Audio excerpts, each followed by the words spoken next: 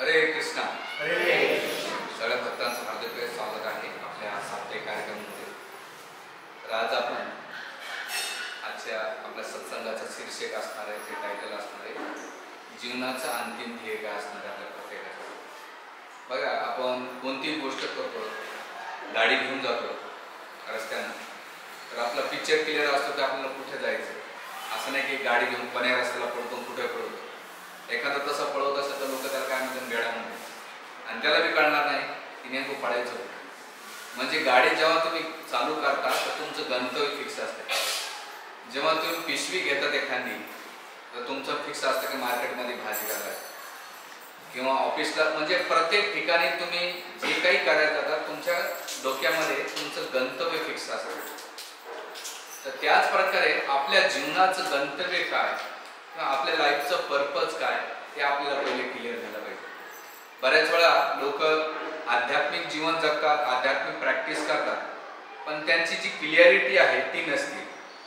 म्हणून भक्तीच्या मार्गामध्ये आपल्या जीवनाचं क्लिअरिटी असणं महत्त्वाचं. जेव्हा आपण क्लिअरिटी राहू तेव्हा आपल्या ह्या जीवनातले जे काही चढ उतार येणार आहेत आपल्या जीवनामध्ये ते आपल्याला कधी विचलित नाही करू शकत. म्हणून इथे शास्त्राचा दृष्टिकोन आपल्याला समजणं महत्त्वाचं आहे की पहिले ध्येय स्पष्ट करा. म्हणून एक टायटल आहे प्रवचनाचं, जीवन ही पूर्वतयारी आणि मृत्यूची अंतिम परीक्षा आहे. जसं एखादा विद्यार्थी वर्षभर अभ्यास करतो आणि वर्षभर अभ्यास केल्यानंतर जेव्हा परीक्षा येते तर त्याने अभ्यास केल्यानंतर त्याला पेपरची भीती वाटत नाही. कारण का? त्याने अभ्यास केलेला असतो. जो विद्यार्थी अभ्यास नाही करत आणि त्याला जसा जसा पेपर येतो तशी तशी त्याला भीती वाटत राहते. तर त्याच प्रकारे आपण मनुष्य जीवनामध्ये आपल्याला जर क्लिअरिटी असेल की आपल्या जीवनाची कशासाठी आपल्याला जीवन भेटले, मी काय करतो आणि काय केलं पाहिजे, आणि हे जर नाही केलं तर मग आपण एका जीवनामध्ये छोट्या छोट्या गोष्टीमुळे विचलित होऊ शकतो. म्हणून आध्यात्मिक किंवा भौतिक संसारात जगताना भक्ती मार्ग एवढा क्लिअर आहे की आपल्याकडे वेळ खूप कमी आहे. ऑलमोस्ट इथे 40-45 क्रॉस झालेले, पण आता राहिलेले किती 15-20 वर्षे. त्या 15-20 वर्षामध्ये मला काय करायचं आणि काय नाही करायचं याच्याकडे ध्यान ठेवलं पाहिजे. म्हणून श्रीमद भागवताच्या स्टार्टिंगला राजा परीक्षितने जे प्रश्न विचारले, दोनच प्रश्न विचारले. राजा होत्या, साधारण नव्हते आपल्यासारखे, राजा होते, गंगेच्या तटावर गेले आणि सुखदेव गोस्वामीला प्रश्न विचारला, हे मुनिवर, मनुष्याचं मृत्यूशय असलेल्या व्यक्तीचं कर्तव्य काय, त्याने काय केलं पाहिजे आणि काय नाही केलं पाहिजे याच्याबद्दल मला सांगा. म्हणजे त्याने प्रश्न जो विचारला त्याच्यामध्ये क्लिअरिटी होती. तसंच आपल्या लाईफमध्ये आपल्याला क्लिअरिटी असणं महत्त्वाचं की मी जे जीवन जगतोय याच्यामध्ये माझ्या जीवनाचं ध्येय काय. जोपर्यंत आपल्याला ध्येय क्लिअर होणार नाही तोपर्यंत आपण पशुवत जीवन जगत राहतो. म्हणून पशुवत का बरं? पशु जसं हितोपनिषद मध्ये सांगितलेलं आहे, आहार निद्रा भयमैथुन आमच्या सामान येतात पशुभी नरानाम धर्मो हि तेषां अधिको विशेषो धर्मे नहि ना पशुभी समानाम. केवळ आहार निद्रा भय मैथुन, आहार निद्रा भय मैथुनांच्या सामान येतात पशुभी नरानाम. पशु आणि मनुष्य समान करतात, पण बघा कधी कधी मनुष्यापेक्षा बेटर पशु करतात. आहार, हत्ती जर पाहिला तर दिवसाला किती खातो? क्विंटलनं खातो. मनुष्य किती खाऊ शकतो? अर्धा किलो 1 किलो, त्याच्यावरती काय नाही. आणि निद्रा असो 6-6 महिने झोपतो. आपण किती तास झोपू शकतो? 7-8 तास झोपू शकतो. मैथून सेक्स लाईफ करणं तो प्राणी 2-3 वेळा करू शकेल, मनुष्य एकदा करू शकेल. पण डिफेन्स, रक्षा पशु पक्ष्यांना आधीच कळत आहे, पण मनुष्याला नंतर कळत आहे. ते आपल्यापेक्षा आपल्याला जॉब करून व्यवसाय करून आपल्याला त्या गोष्टी प्राप्त होतात, पण त्याला सहज भेटतात. पण त्या हितोपनिषदेची सेकंड लाईफ खूप महत्वाची. धर्मो हि तेषां अधिको विशेषो धर्मीन ना पशुभी समना. त्या मनुष्याने धर्म समजला पाहिजे. जोपर्यंत त्याला धर्म समज, धर्म म्हणजे काय, मी कोण आहे, माझा भगवंताची काय संबंध आहे. धर्माचं स्वरूप म्हणजे भगवंताची भक्तिमय प्रेममय सेवा करणं, याला धर्म म्हणतात. म्हणून आपण शास्त्राच्या दृष्टिकोनातून आपल्याला आध्यात्मिक ध्येय, भौतिक आपल्याला कार्य करायचं, भौतिक कार्य सोडायचं नाही. मी तुम्ही जॉब करतात, व्यवसाय करतात, जे काही करतात तुमच्या लेवलला, ते करीत असताना जसे एक उदाहरण दिले जाते, आई किचन मध्ये कुकिंग करीत असते, पण तिचं लक्ष तिचं बाळ असताना कुठं टेम्पल हॉलमध्ये, त्या टेम्पल हॉलमध्ये तिचं साईड बाय साईड लक्ष राहत आहे, पण बरोबर ती काय कुकिंग पण चांगलं करते आणि बाळाची केअरिंग करते. त्याच प्रकारे संसारामध्ये राहत असताना आपल्या संसाररूपी खेळ खेळा, आपले ज्या ड्युट्या आहेत परिवाराच्या प्रती जे काही दिलेले आहेत त्या खेळा, पण त्यावर तुमच्या लक्षात असलं पाहिजे की मला भगवंताची प्राप्ती करायची. आणि हे जर उद्दिष्ट ठेवलं, कधी कधी काय होतंय आपण अध्यात्माचं उद्दिष्ट न ठेवता भौतिक उद्दिष्ट ठेवतो, आणि भौतिक उद्दिष्ट ठेवलं मटेरियल लाईफचं टार्गेट. आता प्रत्येकाचं टार्गेट काय असतं लाईफ मध्ये माहिती का? प्रत्येक जण ज्यांचं 2 BHK त्यांना 3 BHK घ्यायचा, ज्यांना 3 BHK घ्यायचा त्यांना बंगला बांधायचा, ज्यांना 4 व्हीलर आहे त्यांना स्कोडा घ्यायचा, होंडा सिटी घ्यायची, किंवा पोस्ट पोझिशन मध्ये त्याला नाही का शेत्या घ्यायला. त्याच्या जीवनामध्ये मटेरियलिस्टिक लाईफ मध्ये टार्गेट ठेवलं जातं, पण त्याला हे कळत नाही की याच्या पहिले समदर्शीनं पंडित व्यक्ती कोणाला म्हणतात माहिती का? डिग्रीनं पंडित होत नाही. त्याला हे कळायला पाहिजे या जगातली प्रत्येक गोष्ट नश्वर आहे. याच्या पहिले ते कितीतरी लोक आले, एक वस्तू घेऊन गेली नाही, आणि मी किती मरमर केली ती एक वस्तू घेऊन जाणार नाही. कारण तो भौतिक गोष्ट मध्ये एवढं टार्गेट का ठेवतो माहिती का? तो अज्ञानामध्ये राहतो. त्याला हे कळत नाही की आपला मृत्यू येणार आहे आणि मृत्यूच्या रूपामध्ये मृत्यू सगळं काढून घेणार आहे. कधी कधी मी लोकांच्या शेत्या बघत असतो, तर त्या शेतांचे मालक बदलले पण शेत जागेवर राहिले, बंगले बदलले. आता मी रस्त्याना त्या सामतावाडीच्या नगराला येत होतो, एक जुना बंगला पाहिला. मला हे कळालं, मला याचे कितीतरी मालक बदलले असतील, जागेवर प्रॉपर्टी, पण याचा होणार नाही का कधीच गेला असेल. म्हणजे सांगायचा मुद्दा असा आहे की जीवनातलं जर भौतिक गोष्ट, याचा अर्थ की तुम्हाला सगळं घरदार सोडून माझ्यावर सोबत चला असं नाही. तुम्हाला ते उपयोग म्हणून करायचं. जसं तुम्ही गाडी घेऊन व्हेकल घेऊन येतात, व्हेकलचं काम काय? गंतव्याचं. तसं संसारूपी आपल्याला ज्या गोष्टी आहेत त्या व्हेकल म्हणून ठेवायच्या आणि आपल्या गंतव्याच्या ठिकाणी आपल्याला पोहोचायचं. म्हणून सांगण्याचा मुद्दा असा आहे की आपल्याकडे जीवन खूप कमी आहे, खूप कमी जीवन आहे, आणि मृत्यू आहे ना ते म्हणतात म्हातारपणी काहीच नाही. आता अहमदाबादमध्ये प्लेन क्रेश झालं, लहान बाळ होते, तरुण होते, म्हातारे होते, कोणा त्याच्या जीवनात काय काय प्लॅनिंग केली असेल त्यांनी, म्हणजे कोणी काय काय वेगळ्या वेगळ्या प्लॅनिंग केल्या होत्या, पण मृत्यूच्या रूपात एका झटक्यात घेऊन गेलेले. म्हणून सांगण्याचा मुद्दा असा आहे की भौतिक गोष्टीपेक्षा जास्त उद्दिष्ट अध्यात्माचं राहिलं पाहिजे. आणि एक मॅच्युअर्ड पर्सन, परिपक्व व्यक्ती काय विचार करतो की माझ्याकडे वेळ खूप कमी आहे आणि मला भक्ती जास्त गांभीर्याने करायची. कारण की मृत्यू तर सगळ्यांना येणार. मी जरी भव्य कपडे घातले, मी जरी ज्ञान देत असेल, तर मृत्यूच्या झपाट्यातून सुटू शकत नाही. पण भौतिकवादी लोकांचा मृत्यू आणि एका भक्तांच्या मृत्यूमध्ये फरक आहे. जसं उदाहरण दिलं जात आहे, एक वाघीण असते, ती भयंकर खुंखार असते. जेव्हा ती वाघीण आपल्या पिल्ल्याला पकडते तर तिला आश्रयाचं स्थान वाटतं त्या पिल्लाला, की माझी आई मला योग्य ठिकाणी घेऊन जाते, उचलून घेऊन जाते. पण त्याच वाघिणीचं तोंड जेव्हा एखाद्या हरिण जात आहे तर साक्षात त्याला मृत्यू. जसं आपल्या घरामध्ये मांजर घ्या, मांजरी जेव्हा पिल्ल्याला पकडते त्या पिल्ल्याला आश्रयस्थान, पण तीच मांजर जेव्हा उंदराला पकडू द्या त्याला भयंकर काळ्याच्या रूपामध्ये दिसते. तर त्याच प्रकारे जो व्यक्ती भक्ती करतो, अध्यात्म करतो, त्याला काळाची भीती वाटत नाही. कारण तो विचार करतो नाही मला माझे भगवंत मला योग्य ठिकाणी घेऊन जातात. पण जो भौतिक व्यक्ती असतो ना, जो मटेरियलिस्टिक लाईफ मध्ये पडलेला असतो, त्याला छोट्या छोट्या गोष्टीची भीती वाटत असते. का बरं भीती वाटते म्हणजे त्याची आसक्ती हे त्याच्या भीतीचं कारण आहे. म्हणून जेवढी आसक्ती असेल, जसं उदाहरण दिलं जात आहे, जसं आता तुम्ही येताना गाडी, आता तुमच्या गाडीला कोणी जर थोडासा धक्का दिला तर तुम्ही अग्रेसिव्ह होणार, रिॲक्ट करणार. पण तीच गाडी उद्या तुम्ही दुसऱ्या कोणाला तरी विका, कोणी किती ऍक्सिडेंट झाली तरी तुम्हाला फरक पडणार नाही. का? तुमचा त्याच्यावरला मोह किंवा अटॅचमेंट काय झाली? सुटलेली. जोपर्यंत अटॅचमेंट होती तोपर्यंत दुःख होतं, आणि जोपर्यंत अटॅच नव्हते तर दुःखाचं कारण आहे. तसं या संसारामध्ये सगळ्या दुःखाचं कारण नात्यांच्या प्रती, वस्तूंच्या प्रती, पदाच्या प्रती, आपल्या मान सन्मानाच्या प्रती जेवढा आसक्त राहतात, इंग्लिश मध्ये त्याला म्हणतात अटॅचमेंट आणि मराठीमध्ये आसक्तपणा. आसक्तपणा कसं असतो माहिती का, एकदा चिटकलं सहजासहजी निघत नाही. भले फिजिकली तुम्ही सोडता पण मनाने अजून बी तुमचं चित्त तुमच्या घरामध्ये, वस्तूमध्ये, व्यक्तीमध्ये राहते. म्हणून शास्त्र आपल्याला सांगते की मनुष्याने जीवन एक नारळाप्रमाणे जगलं पाहिजे. परमपूज्य राधानाथ महाराज त्यांच्या प्रवचनामध्ये सांगतात, जेव्हा ओलं नारळ असतं तर ती काढायला खूप कठीण जात आहे. तर माताजी लोक त्याला खिसणीनं किंवा बुलंदीनं किंवा चाकूनं काढतात. पण तेच नारळ जेव्हा सुकत जात आहे, हळूहळू सुकलं गेल्यानंतर काय होतंय, त्या करवंटीला सोडत चालतंय.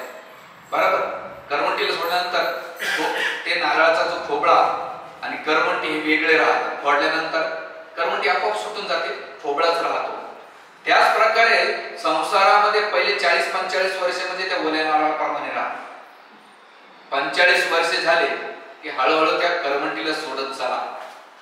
हे कधी होईल माहिती का, जेव्हा जसं ते लहान बाळ आहे तिथं, आमचा कृष्ण आहे, तो खेळता खेळता त्याच्या हातातली वस्तू काढणं सोपं नाही. पण त्याच्या हातातून वस्तू काढायच्यासाठी एकच गोष्ट आहे, त्याला दुसरी गोष्ट दिली ना, मी पाहिलं त्याला, ती लगेच पहिली वस्तू फेकून दुसरी घेतो. आपण त्याला हसतो. तसंच आपल्या जीवनामध्ये जेव्हा तुम्ही अध्यात्माला आसक्त करता ना, अध्यात्माला विशेष करून भगवंताला अटॅचमेंट होतात ना, तर भौतिक गोष्टीच्या, संसाराच्या गोष्टी आपोआप तुमच्या जीवनातून कमी होऊन जातात, तुम्हाला कळणार होत नाही.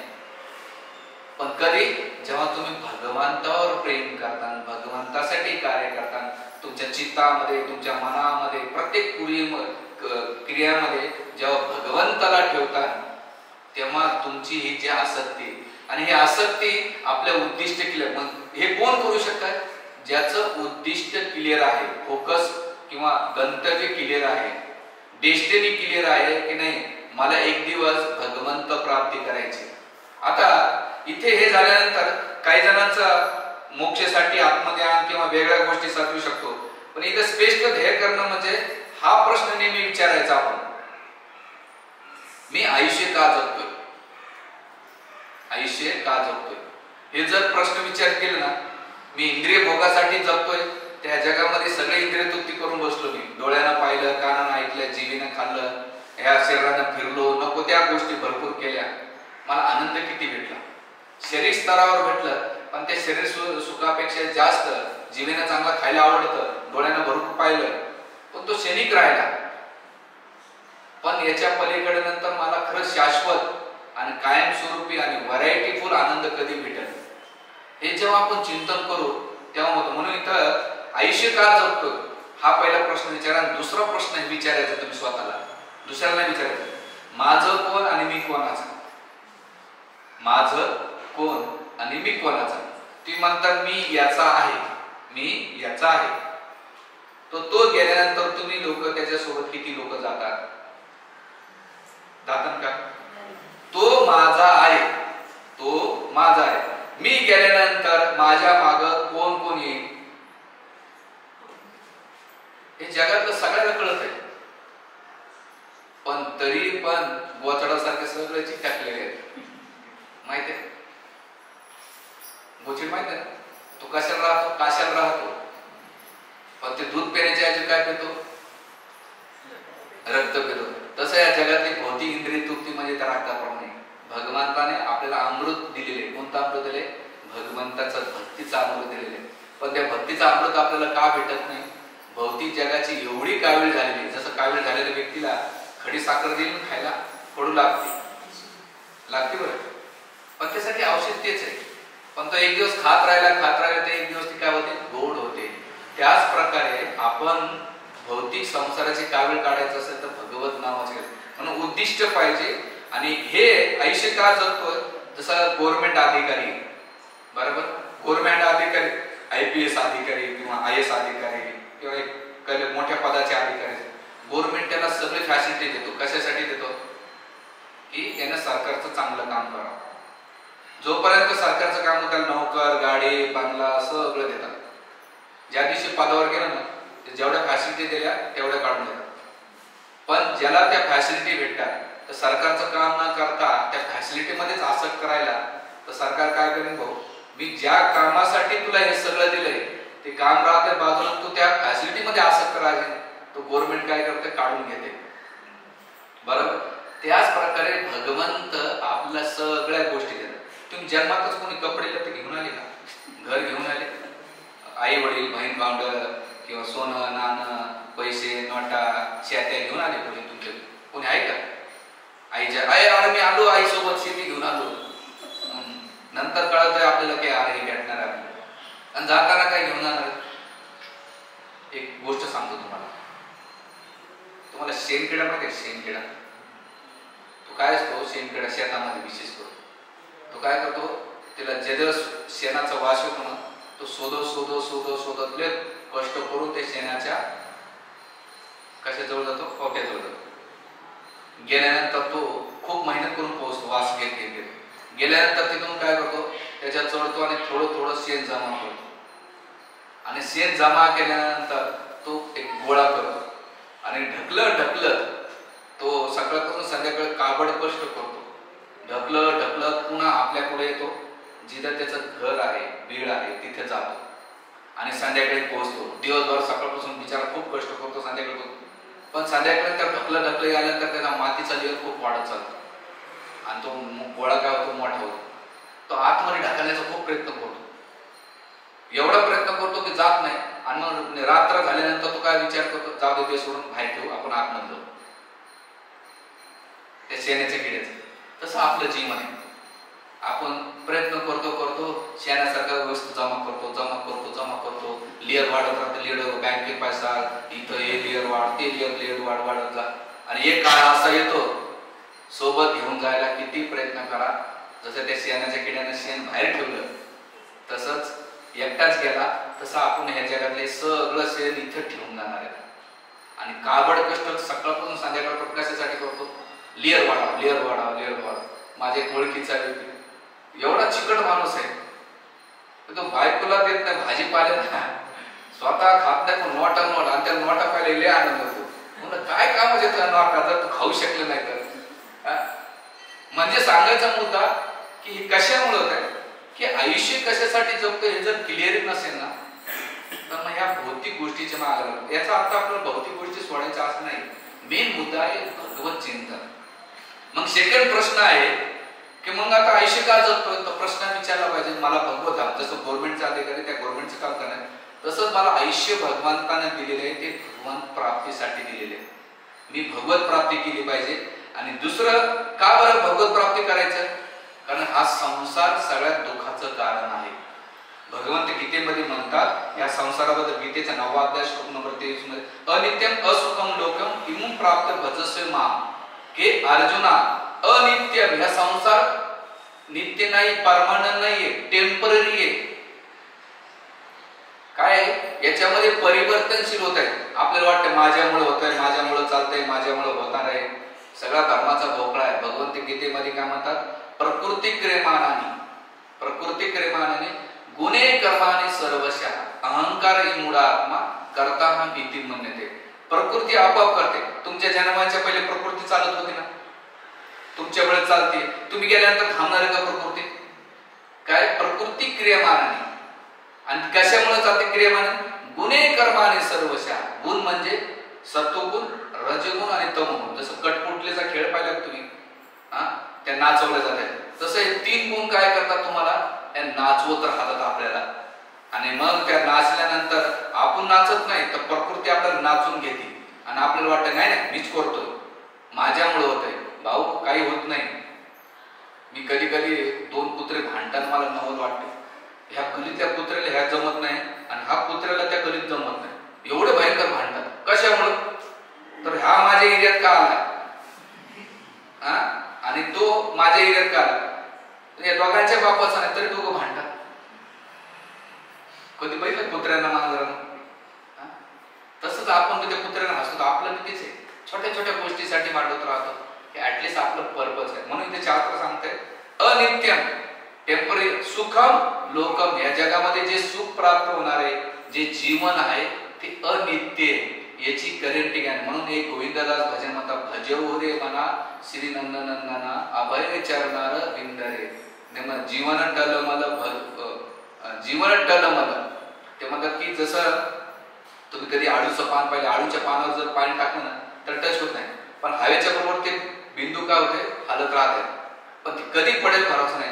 तसं आपलं जीवन आहे ना, कधी काय होईल माहीत नाही, काहीच नाही गॅरंटी.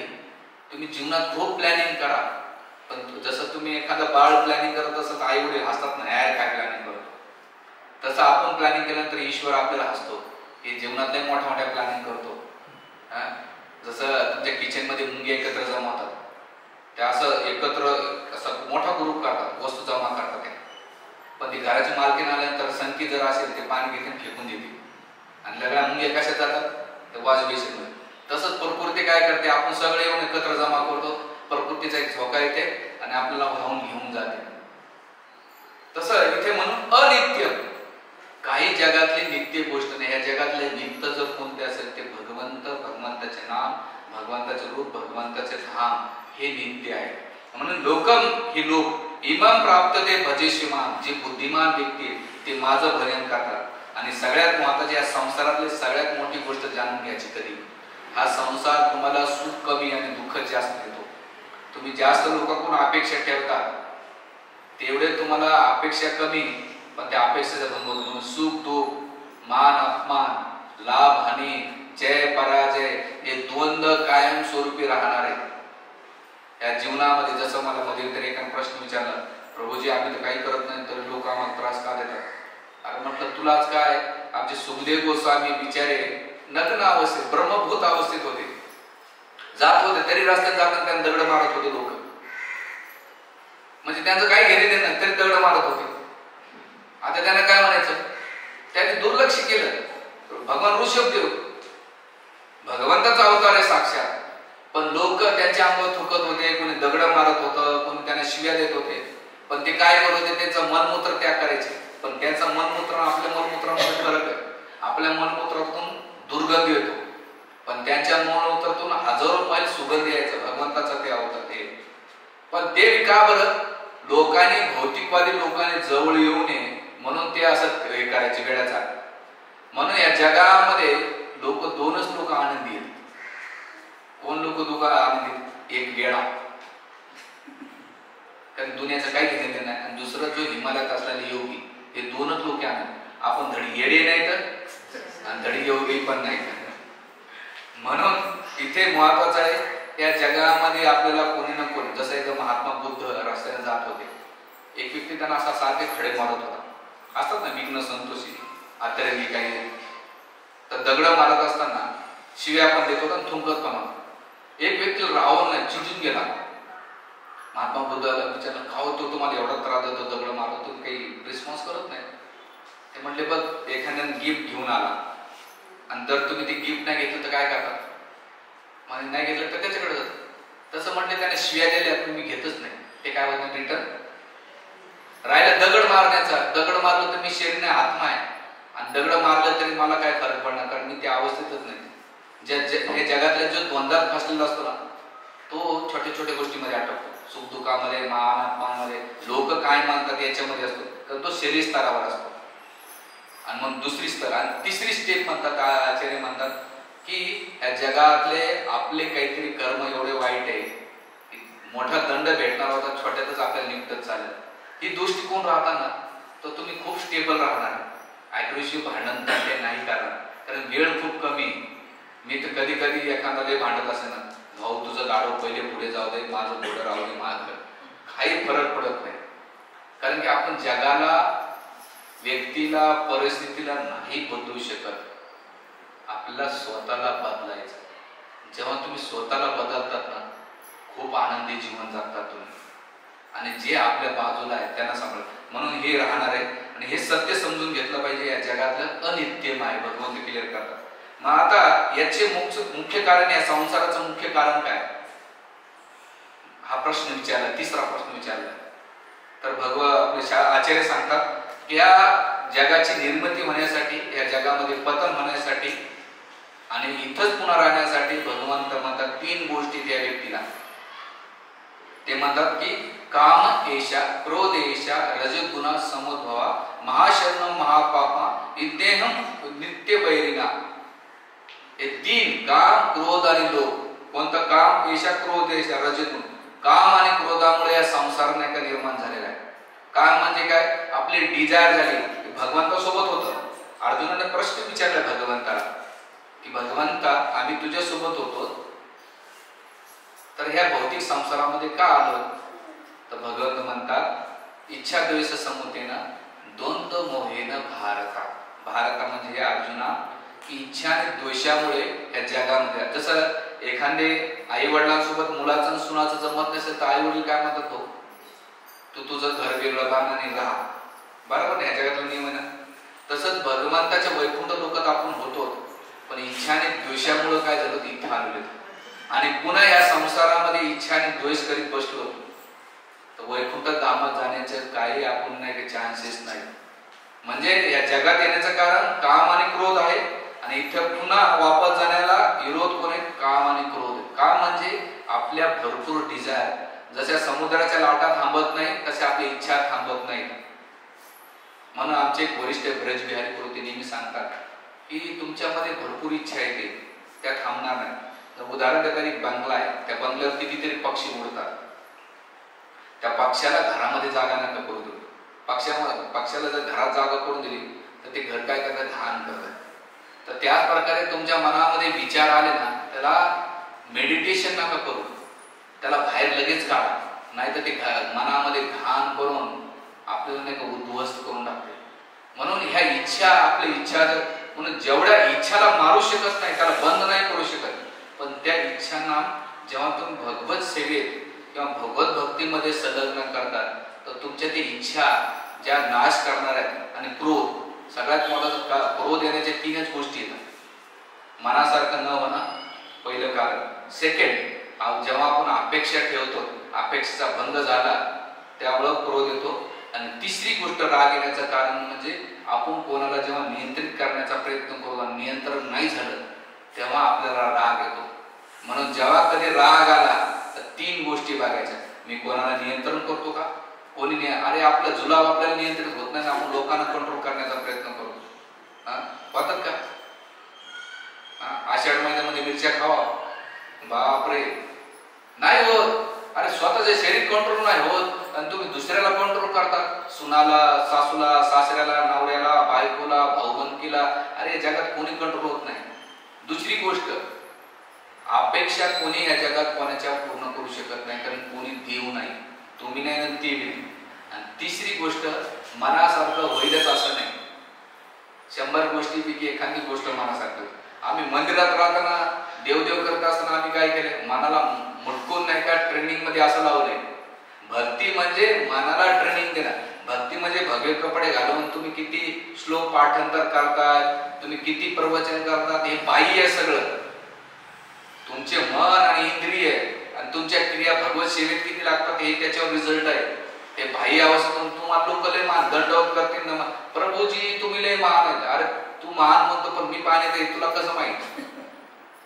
मी थोडा स्पष्ट बोलणार माणूस आहे. म्हणून अॅनालाइज करणं स्वतःला, मी कुठे, मी काय करतोय, मला कुठे गेलं पाहिजे. म्हणून ह्या जगामध्ये आपल्या भगवंता म्हणतात तिथे रजोगुण म्हणजे पॅशनेट मुळे हे येते. आणि दुसरं म्हणजे महाशन्न महापापा, हे सगळ्यात मोठं पाप आहे. आणि काय? वैरी ना, हे वैरी आपला म्हणजे आध्यात्मिक जगात पतन होण्यासाठी हेच वैरी कामाला आले आणि या संसारात राहण्यासाठी हेच वैरी काम. म्हणून भगवंत म्हणतात जीवनाचा क्लिअर उद्देश असेल ना तर संसाराचं काम क्रोधाला हळूहळू क्रोध येणार तुम्हाला प्रत्येकाला. बरोबर? हनुमानजीला क्रोध आला, लंका जाळली. अर्जुनाला क्रोध आला, महाभारताचे युद्ध केलं तर काय केलं त्याने? शत्रूंना मारलं. आता तुम्हाला क्रोध आला तर तुम्ही काय करता? उद्या क्रोध आला तर 2 लोकांवर क्रोध करायचे शास्त्रात. जे संतांची वैष्णवाची निंदा करतात त्याच्यावर क्रोध करा, जे भगवत भक्तीला विरोध करतात त्याच्यावर क्रोध करा. आपण काय करतो? हे राहतात बाजूला घरच्यावरच क्रोध करतो, फायटिंग बळ्या मारतो. नाही, शास्त्र सांगतात की हे क्रोध आपण भगवत आणि येत राहणार क्रोध. आम्हाला प्रल्हाद महाराजांनी भगवंताचं दर्शन घेतलं पण ध्रुव महाराजांनी साक्षात दर्शन झालं तर ध्रुव महाराजांचं, पण तरी जेव्हा यक्षाने त्यांच्या भावाला उत्तमपादला मारलं तो काय भयंकर युद्ध केलं. सगळे ऋषी मुनी म्हटले अहो तुम्ही असं काय करता? म्हणजे तिथे आचार्य लिहितात भगवंताचं दर्शन जरी झालं तरी क्रोध येणार आहे. पण त्या क्रोधाला जसं एक दोन घटना सांगतो क्रोधावर. एक घटना अशी, एक नेहमी बाप बेट्यामध्ये नेहमी भयंकर भांडण व्हायचं. तो पोरगा बाप आला की रोज बाडवायचा, गेल्यानंतर हा पळत जायचा आणि बाथरूम मध्ये जाऊन नाही का बसायचा. एक दिवस झालं, 2 दिवस झाले, 3 दिवस झाले. बापाने विचारलं मी मारल्यानंतर तू जातो कुठं? म्हणे बाथरूम मध्ये. म्हणे का बरं? बरस घासतो म्हणे. बरस म्हणजे तुमचा दात घासायचा जो बरस असतो ना त्याला घासतो मी. काय करतो? तुम्ही जे क्रोध करता तुमचा ब्रश घेतो आणि त्याने बाथरूम घासत बसतो. तो क्रोध कुठं व्यक्त करतो? तिथं. असे कोणी असतात. दुसरं एक उदाहरण देतो. एक बाप आणि मुलगा खूप राग असतो. तर मुलाला नाक सारखा त्याच्या नाकाच्या शेंड्यावर राग असायचा. गेल्यानंतर बाप म्हणलं एक काम करायचं, तुला राग आला ना, एक बाजूला लाकडाचं असं मोठं ठेवलेलं, त्याला एक खिळा मारायचा जेव्हा राग आला तेव्हा. आणि जेव्हा राग आला त्याला महिन्यात एवढे खिळे मारले. 2 महिने झाल्यानंतर बापाला त्याने जागाच नाही कुठं. म्हणते एक काम कर, सगळे खिळे काढा. सगळे खिळे काढले आणि खिळे काढल्यानंतर ते म्हणले बघ त्या खिळ्याकडे, त्या खड्ड्याकडे. त्यानं पाहिलं, म्हणले बघ बाळा, तू जेवढा राग केला तर लोकांच्या हृदयामध्ये किती मोठमोठे खड्डे झालेले. खिळा निघाला पण खड्डा बुजला नाही. खड्डा बुजला नाही, अजून बी ते खड्डे आहे. खिळा मारणं सोपं आहे राजा, पण खड्डा भरणं खूप कठीण राहतो. म्हणून तुला जरी खिळ्यामध्ये खड्डे कमी करायचे असेल, स्वतःला कंट्रोल कर. त्याचे 2 नुकसान आहे, शारीरिक लेवल आणि मानसिक लेवल. बीपी हायपर, शुगर वाढतं क्रोधामुळं. दुसरं परिवारातले सगळे होते. तर इथे आपलं महत्वाचं काय, याचं मागचं मेन कारण या भौतिक संसारामध्ये दुःखाचं कारण काम आणि क्रोध आहे.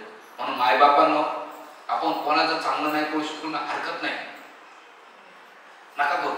कोणाचं वाईट परिणाम नका करू. हे भयंकर आहे. जसं मी सेंट्रल जेलमध्ये गेलो होतो प्रवचन द्यायला, तर नाही तुम्ही लगेच असेल 2 वेळा गेलो. गेल्यानंतर तिथे आम्ही कृष्णगंज भगवतीला मागच्या वेळेस मी आता दिल्या. मी तिथे एका कैद्याला विचारलं, म्हणून प्रोजे छोटासा राग आला, त्याच्यामध्ये मी त्या भावबंधकाला काहीतरी फेकून मारला आणि डोक्यात लागला. तो मी आहे 14 वर्षे, मला गेल्या 8-9 वर्षापासून मी जेलमध्ये माळकरी माणूस.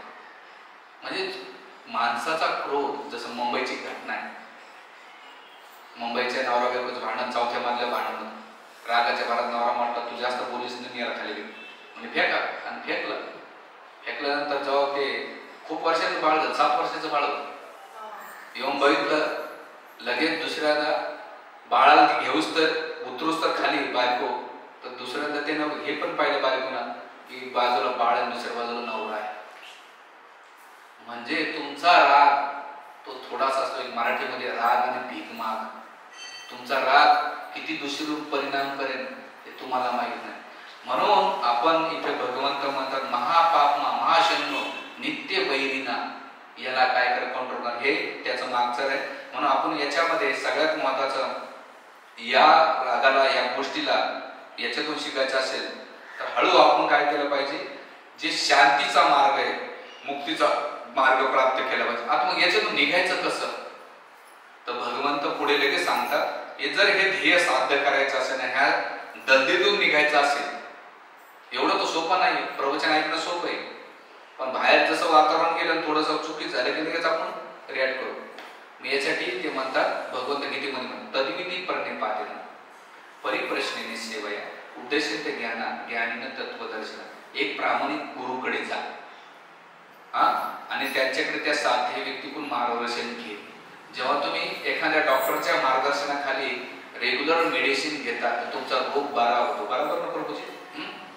तसंच आध्यात्मिक भौतिक संसाराचा रोग कमी करायचा असेल ते आध्यात्मिक जे गुरु आहेत त्यांचं नित्य नियमान काय केलं पाहिजे, गायडन्स घेतलं पाहिजे.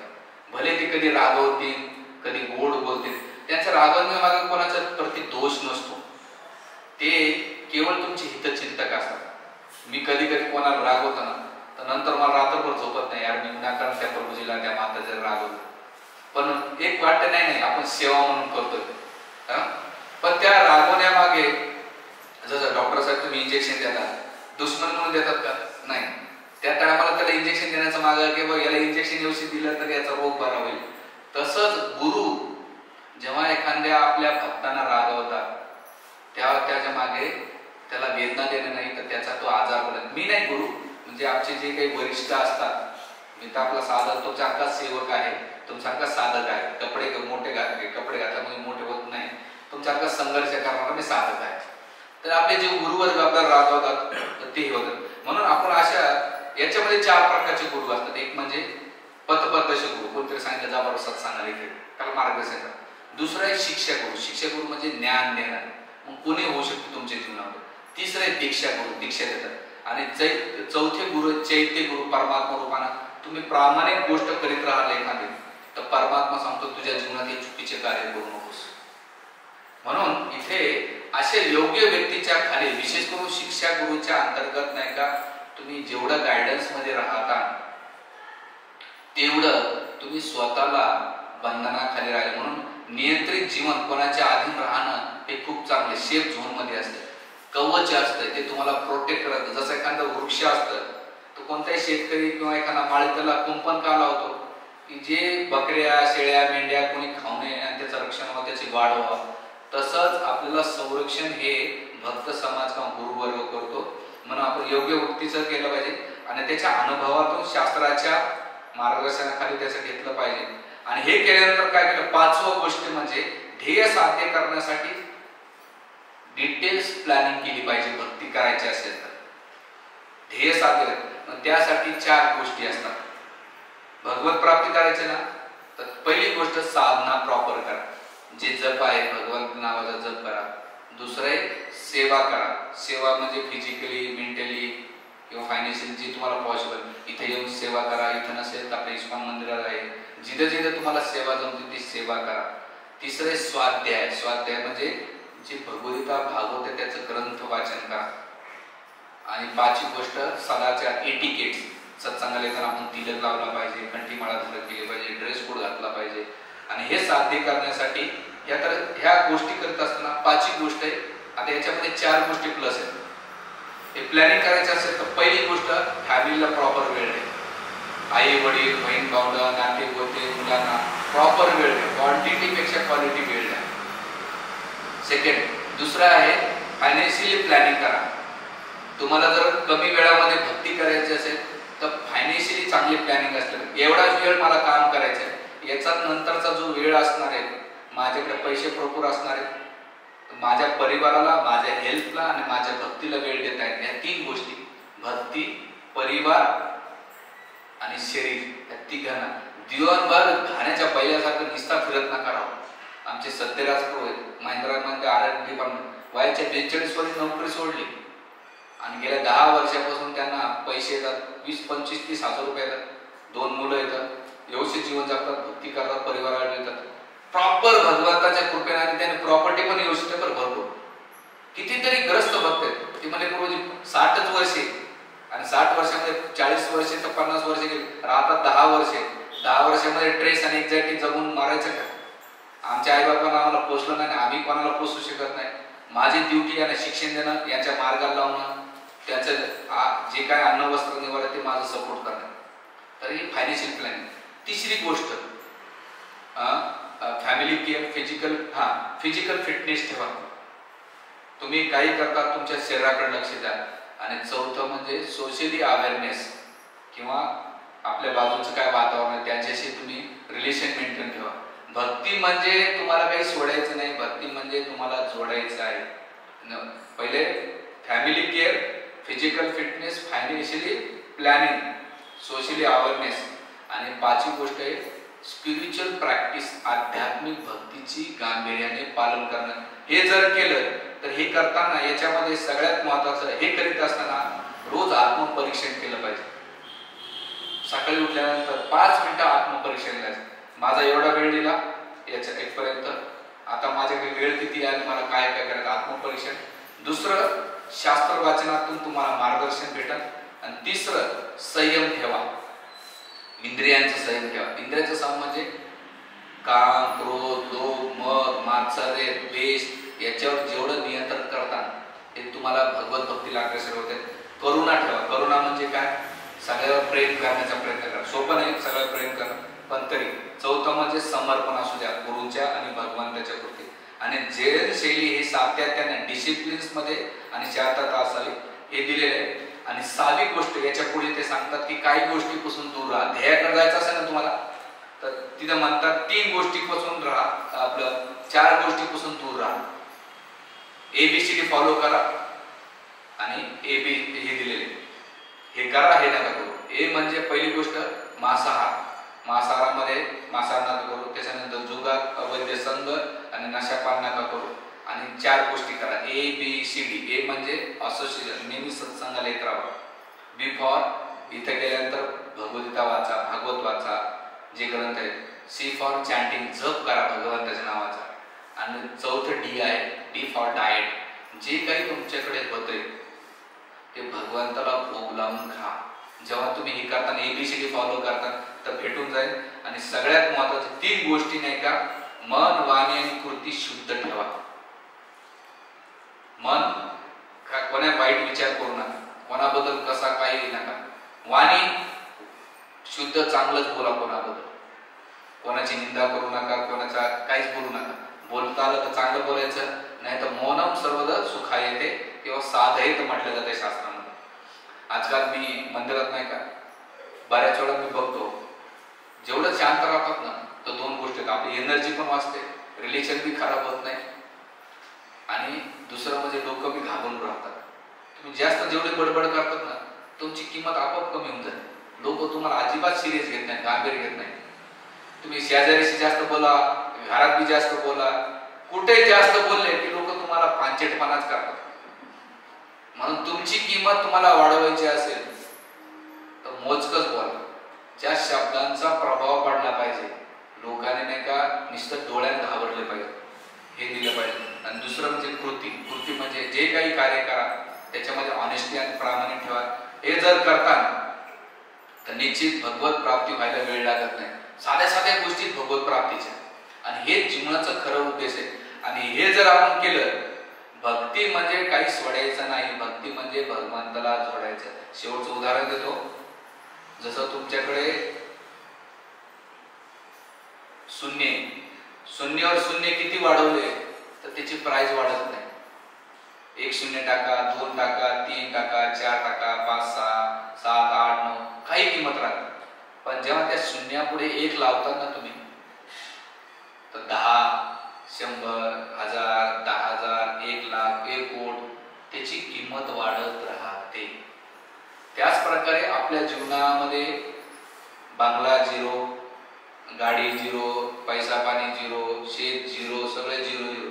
पण या गोष्टी समोर जेव्हा तुम्ही कृष्णाला ऍड करता तर तुमच्या सगळ्या गोष्टीची व्हॅल्यू वाढते. आणि या गोष्टीमध्ये तुम्ही जर भगवंताला काढलं तर मूर्तीच्या रूपात सगळं झिरो राहणार. पण तुम्ही जेव्हा या झिरो सोबत भगवंताला जोडता तेव्हा तुमच्या जीवनाची प्राइस वाढते. म्हणून नोटीची किंमत कधी वाढते? शून्यानं वाढत नाही. नोटीची किंमत 1 टाकल्यावर वाढते. त्याच प्रकारे आपल्या जीवनाची किंमत कधी वाढेल? जेव्हा तुम्ही भगवंताला केंद्रबिंदू ठेवा तेव्हा किंमत वाढते. कसं?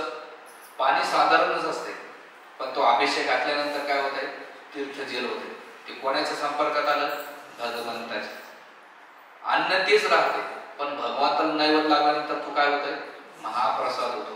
पुस्तक तेच राहतं, पण भगवंताचं राहिलं तर त्याला ग्रंथ म्हटलं जातं. जागा तीच असते, पण भगवंताचं मंदिर बसवलं तर तिथं लोक दंडवत करतात. मनुष्य तोच राहतो, पण जेव्हा तो भगवंताची भक्ती करतो, सेवा करतो, साधू संत बनतात. ते लक्षात आलं का? आणि जे धाम आहे ज्या ठिकाणी भगवंत तर ते जागा साधारण नसून ते धाम बनते. म्हणजे जी गोष्ट भगवंताच्या संपर्कात येते त्याची ज्या जगामध्ये काही किंमत नाही, या जगात काही किंमत राहत नाही, पण जी गोष्ट भगवंताच्या संपर्कात येते त्याची व्हॅल्यू वाढते. लोक वर्षानुवर्ष पूजा करतात, त्याचा आदर सन्मान करतात. कशामुळे करतात? त्या वस्तूकडे नाही तर भगवंताच्या संपर्कामुळे त्याची किंमत केली जाते. त्याच्या जीवनातून भगवंत निघून गेले रे गेले की त्याची किंमत काही राहत नाही. म्हणून आपण आपला संबंध, आपली चेतना भगवंताशी जोडा. हे समाज पण किंमत करेल आणि भगवंत पण करते. म्हणून मी नेहमी एक प्रवचनावादी वाक्य सांगत असतो, लोकांच्या नजरेत येण्याचा प्रयत्न नका करू. लोकांच्या नजरेत जोपर्यंत पद पाहिजे आहे तोपर्यंत लोकांच्या नजरेत, याच्यातल्या कमी जास्त झाले की तुमची नजर लोकांच्या नजरेत होईल. पण भगवंताच्या नजरेत येण्यासाठी ह्या गोष्टी करा. तुम्हाला ठरवायचं लोकांच्या नजरेत यायचं का भगवंताच्या नजरेत. आणि भगवंताच्या नजरेसाठी येण्यासाठी आपली वाणी, आपली कृती, आपलं मन भगवत सेवेत संलग्न झालं पाहिजे. हरे कृष्णा कृष्णा कृष्णा हरे हरे, हरे राम राम राम हरे हरे. श्री श्री ग्रंथराज